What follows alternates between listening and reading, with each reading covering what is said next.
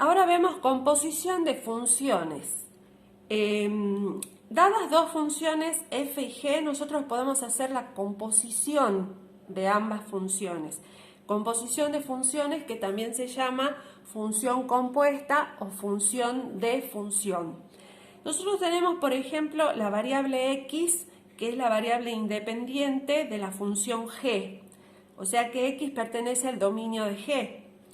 Y al aplicarle la función g obtenemos g de x, que sería el rango de la función g, ¿sí? Acá tenemos el dominio de g y acá tenemos el rango de g. Si nosotros tenemos valores dentro del rango de g que estén en el dominio de f, puedo aplicarle a ese número la función f y obtener f de g de x, que sería el rango de la función f.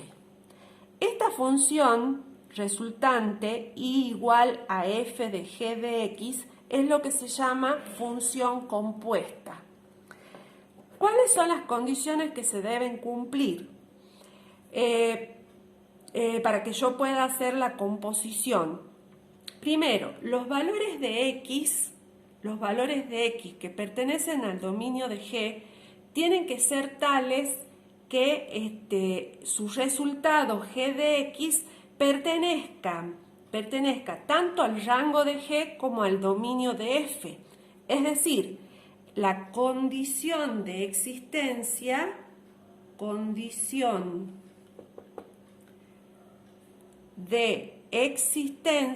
es que el dominio de f intersectado con el rango de g sea distinto del conjunto vacío.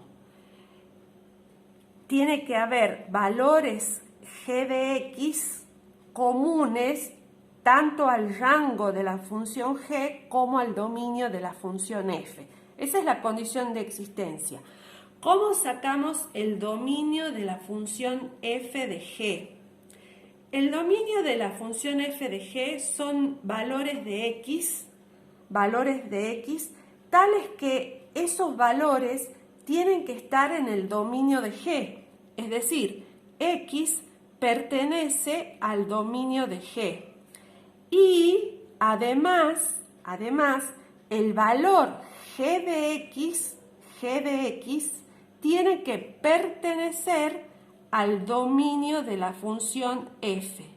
De esta manera vamos a obtener el dominio de la función compuesta. Se puede componer f de g o se puede hacer la composición g de f, trabajando en forma análoga.